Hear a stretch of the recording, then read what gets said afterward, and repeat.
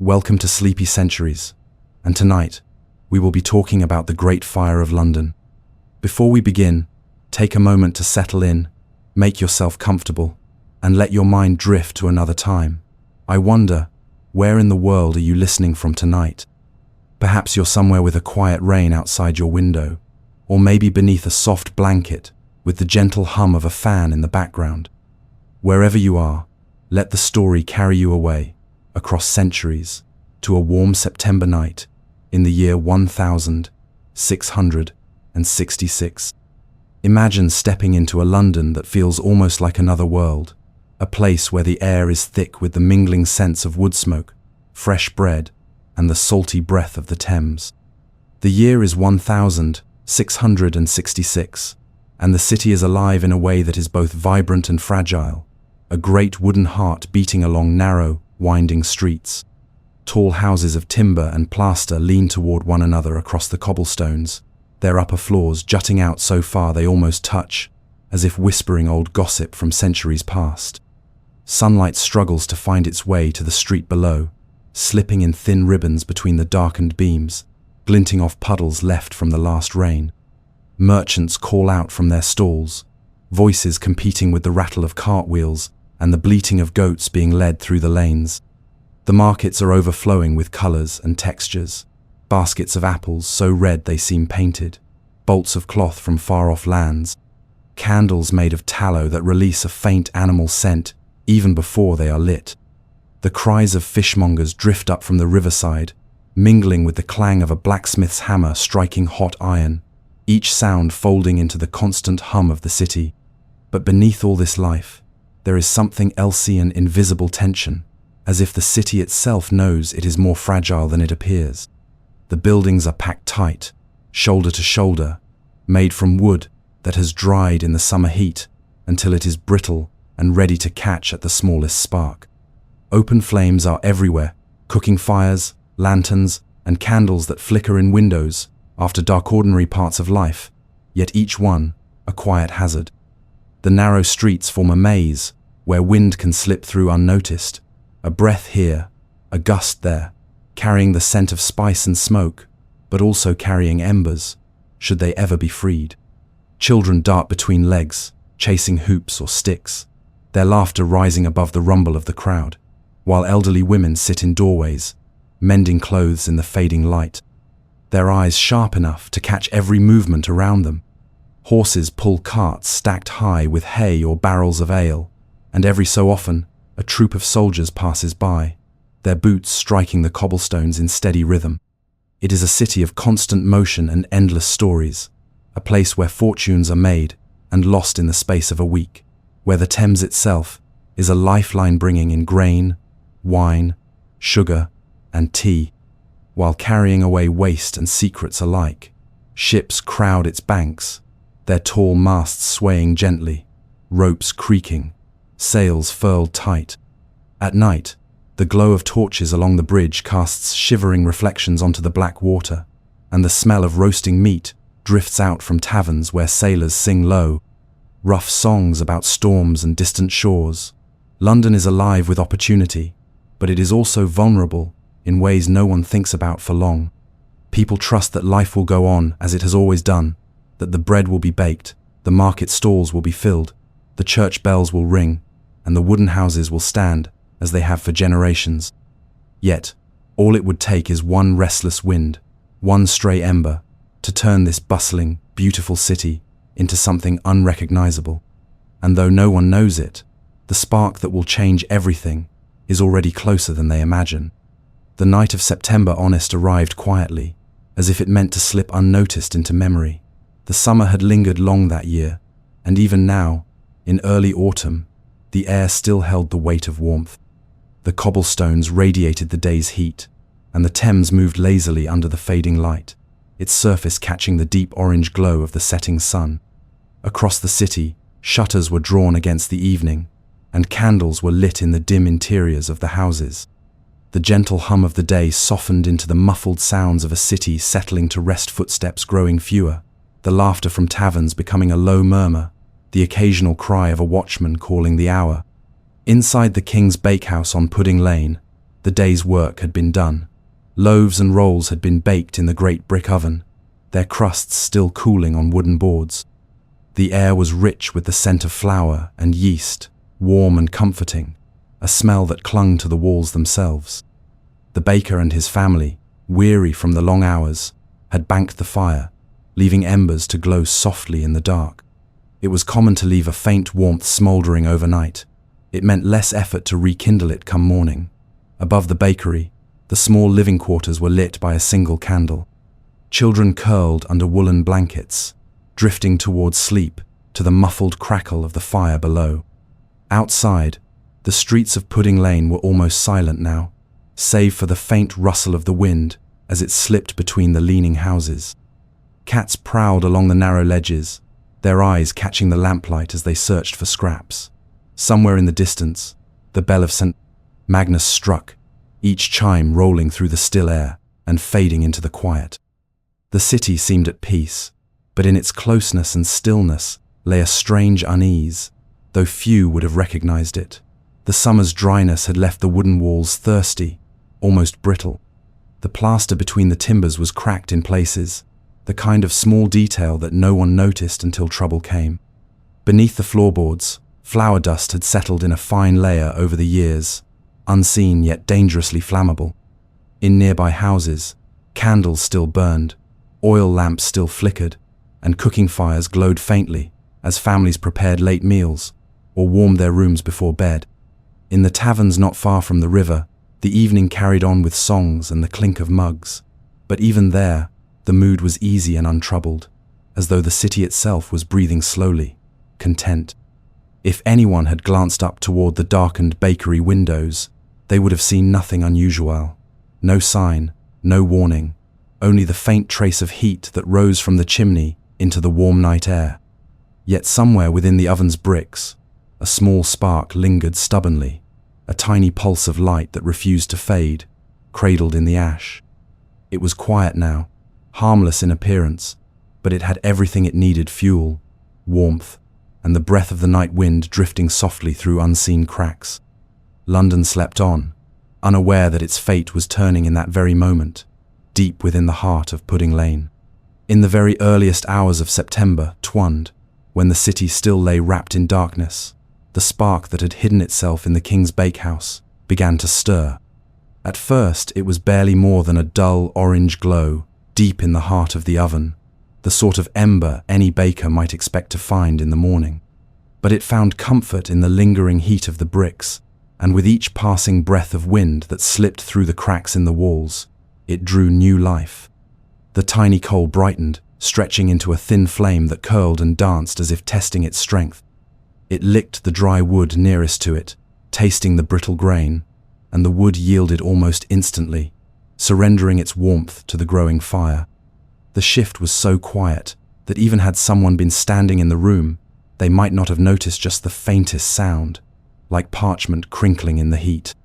Within minutes, the flames had found more to feed upon: a stack of kindling in the corner, a length of rope left coiled on a beam, the fine flour dust that lay scattered in an invisible veil over every surface. The air itself began to change, thickening with heat that rolled upward toward the low wooden ceiling. Shadows twisted across the walls, cast not by candlelight, but by the fire itself as it grew bolder. What had been a cautious flicker became a restless hunger.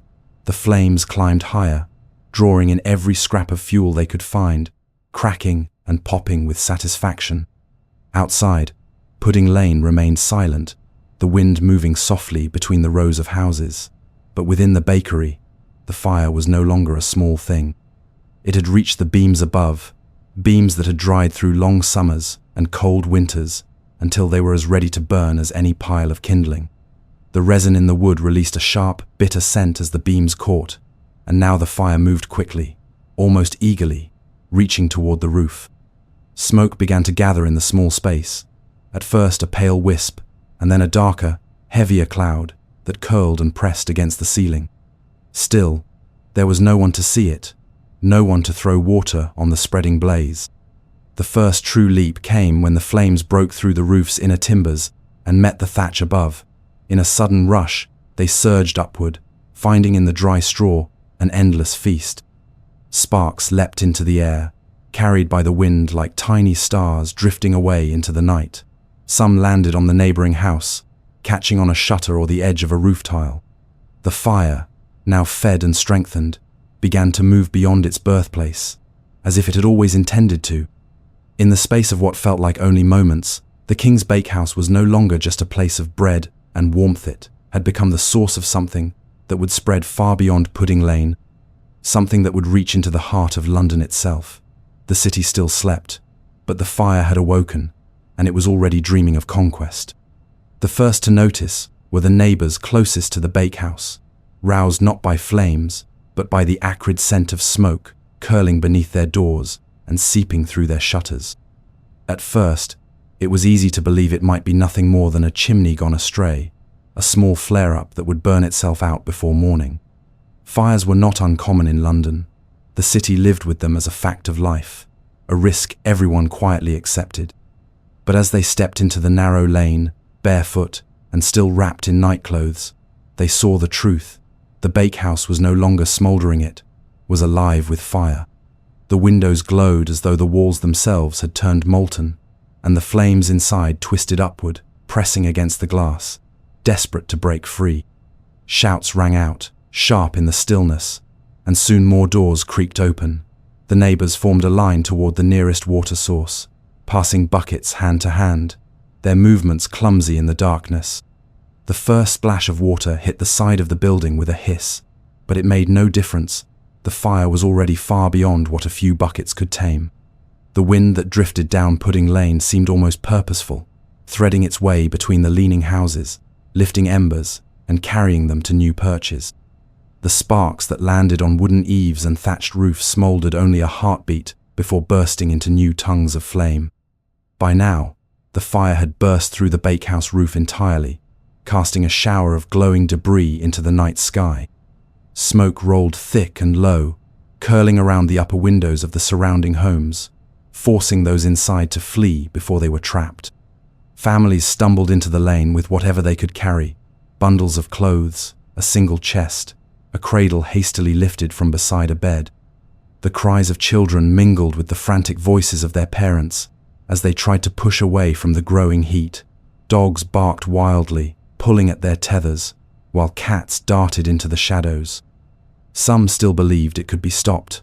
They shouted for firehooks to pull down the nearest houses, a brutal but effective method to deny the flames more fuel.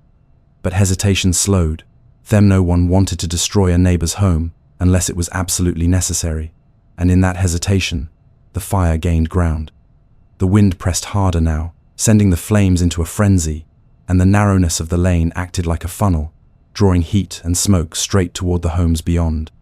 The fire's roar deepened into something almost unearthly, a constant rushing sound like the sea, but hotter, hungrier, more determined.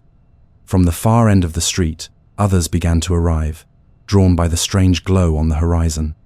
They came expecting to see another small fire to be beaten back with leather buckets and grit, but what met them was something else, entirely a blaze that seemed to breathe, to move with intent, devouring one house after another, as if it had been waiting for this very moment. London had seen fires before, but not like this. This one was growing too quickly, feeding too well, spreading too far. And somewhere in the chaos, a quiet fear began to settle in the minds of those who watched. The fear that this was no longer a matter of stopping a fire in Pudding Lane. This might be a fight for the city itself. By the time the morning light began to creep into the sky, the wind had turned from a nuisance into an enemy. It came hard from the east, rushing down the tangled maze of streets as if it knew exactly where to carry the fire. Each gust struck the blaze like a blacksmith's bellows, feeding it with fresh breath until it leapt higher and roared louder. The houses, built so close that their upper stories almost touched, created a perfect bridge for the flames to race across. In a matter of moments, a roof ignited not because the fire had reached it from below, but because a spray of sparks, lifted high into the air, had landed far ahead of the main blaze. The wind caught these embers and flung them farther still, so that entire blocks seemed to ignite at once, as if struck by some invisible hand. The narrow lanes became traps, each one a tunnel of choking smoke and falling debris. Resin in the timber released sharp, bitter scents as it burned, and the air grew heavy with the smell of tar, pitch, and melting tallow candles from shop shelves. The heat was unbearable. It pressed against the skin like a solid weight, forcing people to turn their faces away and shield their eyes with their hands. Shutters cracked, beams groaned, and roofs caved in with sudden thunderous crashes, sending up showers of sparks that swirled into the air before being carried onward to start the destruction anew. People moved quickly now, but it was not the orderly retreat of a fire drill. It was frantic, desperate, each person driven by the knowledge that every second lost could mean being cut off entirely. Families grabbed what they could in hurried bundles: a silver cup wrapped in a shawl, a Bible tucked under an arm, a single quilt pulled from a bed. Horses stumbled under the weight of hastily loaded carts, their eyes rolling white as the noise and heat pressed in around them. Mothers called for children, their voices nearly swallowed by the roar of the flames, while the clatter of hurried footsteps echoed down the lanes. There were those who stopped to help neighbors, dragging the elderly or the ill into the street, guiding them toward the wider spaces nearer the river where the fire could not yet reach. Others turned back toward their homes, driven by the thought of something left behind, an heirloom, a stash of coins, a keepsake of someone long gone, only to find the way blocked. The doorway already swallowed by fire. The air grew darker, thick with a constant rain of ash that settled on hair and clothing, leaving everyone streaked with grey. It was hard to tell where the fire ended and the sky began. Both were the same fierce, shifting orange. The city that had seemed so solid the night before now appeared fragile as paper, crumbling and curling at the edges. The wind, relentless and cold in its purpose, seemed almost alive, choosing its targets and urging the flames forward with every breath. In the face of it, the small lines of people passing buckets looked like ants trying to hold back a tide. Still, they worked, hands raw from the cold water and the heat in the air, knowing their efforts might make little difference, yet unwilling to simply stand by. The fire had stopped being a local disaster. It had become a living thing, and the wind was its willing accomplice, carrying it deeper into the heart of London with every passing moment. From the top of London Bridge, the sight was almost beyond comprehension. What had begun in the cramped stillness of Pudding Lane now stretched across the city like a vast, glowing ocean, waves of fire rolling and crashing against the skyline. The air shimmered with heat, bending the view so that the buildings ahead seemed to waver, as though the city itself were dissolving into light.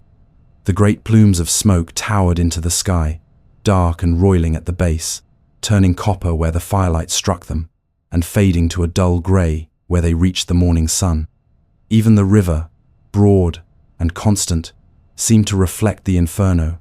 Its rippling surface caught the gold and red of the flames, so that it too appeared to burn. The bridge, usually crowded with merchants, apprentices, and carts, was now a place of both refuge and fear-refuge for those who believed the stone arches would protect them from the fire, fear for those who could see that the flames were drawing closer, creeping toward the buildings that clung to the bridge's edges. Downriver, boats of every size were in motion, their hulls heavy with people who had scrambled aboard with whatever possessions they could carry. The decks were cluttered with bundles of cloth, chests, cages holding chickens, and even the occasional goat tethered hastily to a railing. The river was alive with shoutsboatmen calling for space, mothers soothing frightened children, neighbors calling out across the water to one another. Some vessels had come only to watch, their passengers standing in stunned silence, unable to look away from the vast curtain of fire consuming their city. From this vantage point, it became clear that the fire was no longer moving in a straight line, but had leapt across streets and alleyways, forming separate blazes that merged into a single, all-encompassing wall. The destruction moved with terrifying speed.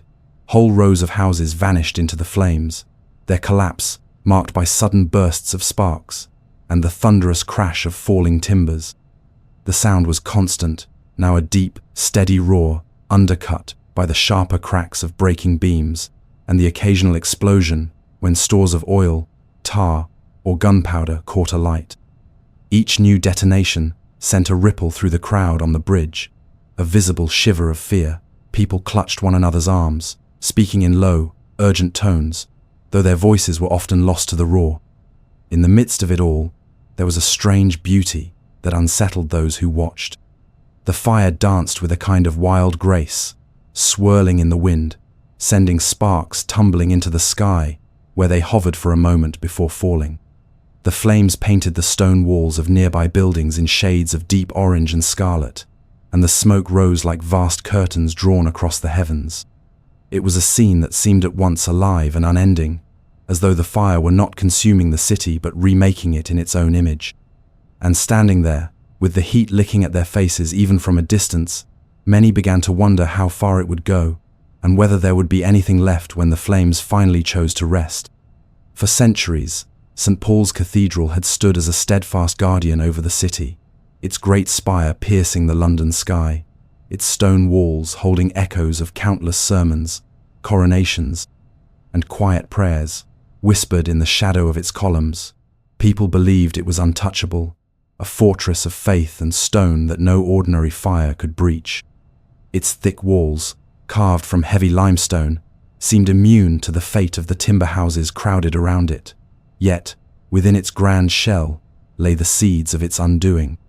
Printers and booksellers, confident that their goods were safe inside the cathedral's vast stone body, had stored reams of paper, stacks of books, and wooden presses in its vaults and upper rooms. In quieter times, the mingled scent of old leather bindings and fresh ink was a comfort to those who worked there. But now, in the grip of the fire, these treasures were not blessings, they were tinder. The flames reached St. Paul's not by crawling slowly across the ground, but by leaping across the city's rooftops, carried in sheets of sparks driven by the relentless wind. By the time they touched the edges of the cathedral, the surrounding streets were already an unbroken ring of fire. Wooden scaffolding, erected months earlier for repairs, wrapped the spire and roof like a ladder offered to the flames. In moments, the scaffolding caught, each plank igniting with a fierce crackle, the fire racing upward, as if eager to reach the highest point of the city. The lead sheets that covered the roof began to soften and run, molten streams pouring down the gutters and dripping into the streets below where they hissed and smoked upon hitting the cobblestones. Inside, the vastness of the nave became a trap. Smoke filled the high arches, swirling in slow, ghostly spirals before sinking down toward the floor. The carved wooden stalls and pews, polished by generations of worshippers, began to smolder. Then, with the first rush of real flame inside the cathedral, the paper stores ignited in a sudden, thunderous burst. The fire tore through the books like a living creature, each page curling, blackening, and vanishing into ash before the next could be touched. The sound was not a single roar, but a chorus of countless small crackles, as if the printed words themselves were being consumed one by one. The heat grew so fierce that the great stones began to split with sharp reports, fragments tumbling down into the inferno below. Those watching from the relative safety of the streets could see the light within the cathedral grow brighter, the windows glowing as though they had been set with molten glass. And then came the moment no Londoner would forget. With a groaning rumble that seemed to roll through the very ground, the spire of St. Paul's gave way. It toppled into the heart of the fire, striking the ruins below in a crash that sent a shower of sparks and embers soaring into the night sky. For a heartbeat, it was as though the stars themselves had fallen into the city. When the smoke cleared just enough to see again, the cathedral that had stood so proudly was now only a skeletal outline against the flames.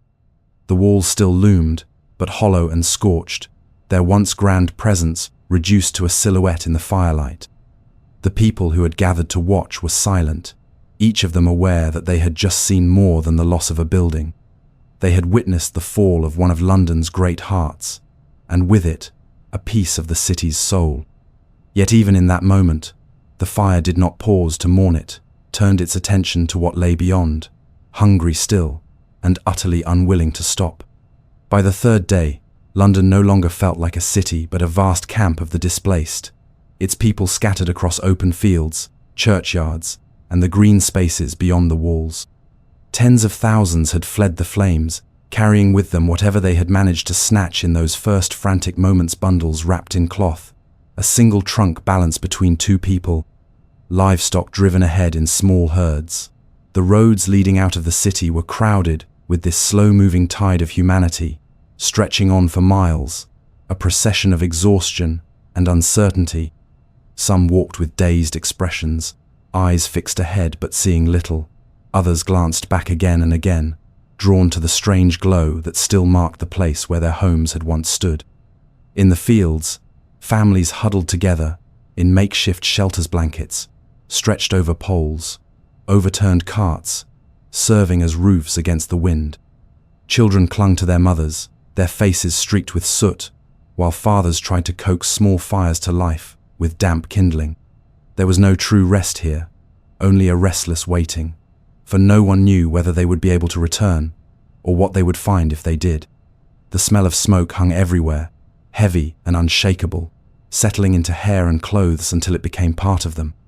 Even far from the heart of the blaze, the sky held a constant haze, and when the wind shifted, ash drifted down like a strange, grey snow, settling silently on the grass.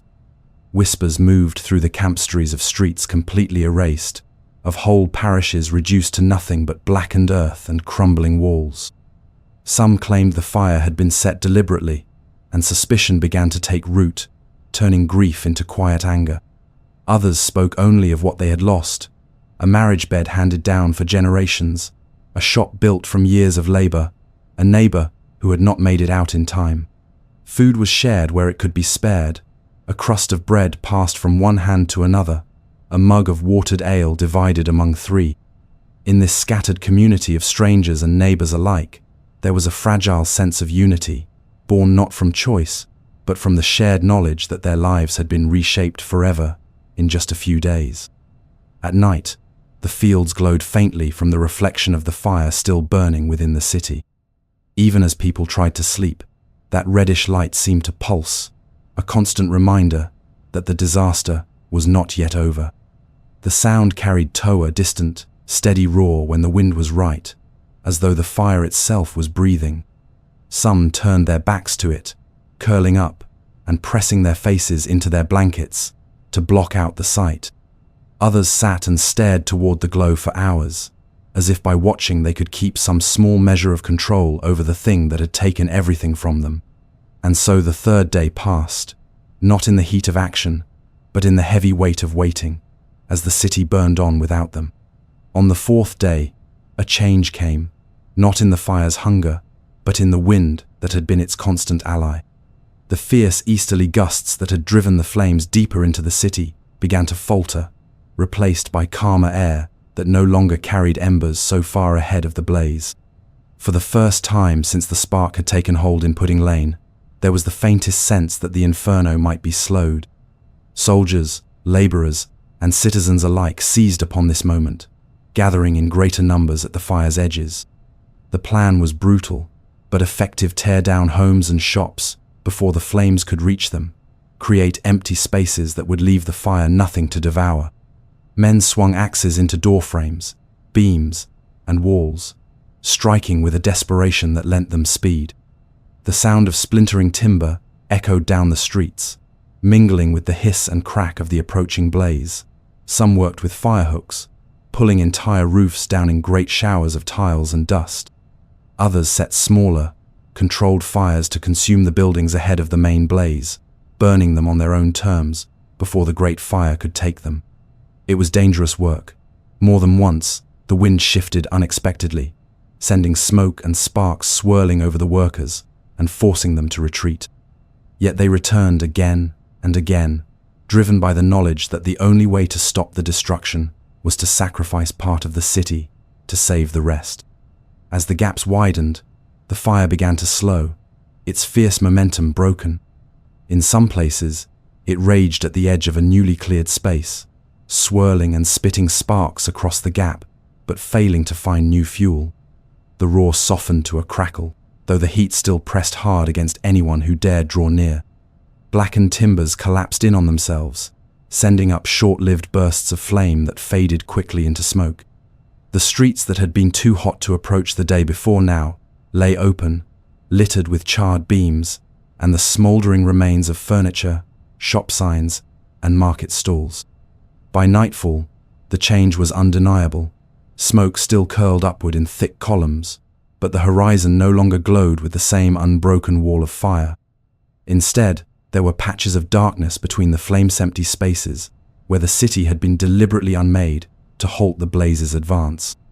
People emerged cautiously from the safer quarters, their faces pale and drawn, to see for themselves that the fire was, at last, losing its strength. It was not victory, not yet, but it was the first breath after days of suffocating fear.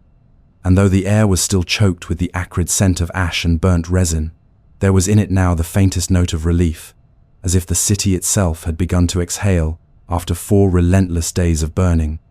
When the final embers faded and the last tendrils of smoke thinned into the sky, London was unrecognizable. 4/5 of the city within its ancient walls had been reduced to blackened ground and heaps of smouldering rubble. The skyline, once crowded with rooftops and steeples, now lay broken and jagged, the tallest shapes being the hollow shells of stone churches whose roofs had vanished into the flames. Streets that had once been alive with merchants and laughter were now silent pathways through ruin, lined with the charred outlines of buildings where only fragments of walls remained. The air still held the scent of burning days after the flames had gone, a bitter reminder that the city's heart had been gutted. In the days that followed, people returned to where their homes had stood, picking their way through the debris in search of anything that might be salvaged. A pot, miraculously uncracked, a bit of silver hidden under a fallen beam, a locket that had been overlooked by the fire, its chain blackened but the picture inside untouched. These small finds brought relief and heartbreak in equal measure, for each one was a reminder of what had been lost. Families stood together in the ruins, some silent, others speaking in low voices, making plans for where they might sleep that night, or whether they should stay at all. The king himself walked among the ruins, offering words of comfort and promises of aid. Officials began to take account of the destruction, marking out the streets and parishes that had been erased. The great question hung in the air: how to rebuild, for while the city lay broken, it was not dead. In the ashes lay opportunity, the chance to create something stronger, safer, and better suited to withstand whatever dangers might come. Architects and surveyors began to imagine new plans for London, streets that were wider, so that fire could not so easily leap from one side to the other, buildings made from brick and stone rather than timber, so that the city would not again become a tinderbox in a hot summer. Yet these plans would take years, and the work of daily survival could not wait. In the meantime, the people lived in tents and hastily built huts, trading goods in open-air markets and cooking over small fires in the fields beyond the city. The sound of hammers and saws slowly began to return, a rhythm of rebuilding that grew stronger with each passing week. There was grief still deep, heavy grief, but it was now tempered with determination. The fire had taken almost everything, yet it had not taken the will to endure. And so London began its slow rise from the ashes. The scars of those days would remain for generations, etched into memory and stone alike. But from the blackened ground, a new city emerged, wider, sturdier, and, in time, even more magnificent than before. In the quiet mornings that followed the fire's end, when the air was still cool and the streets lay in shadow, one could almost imagine the city pausing to breathe, gathering its strength, ready to begin again.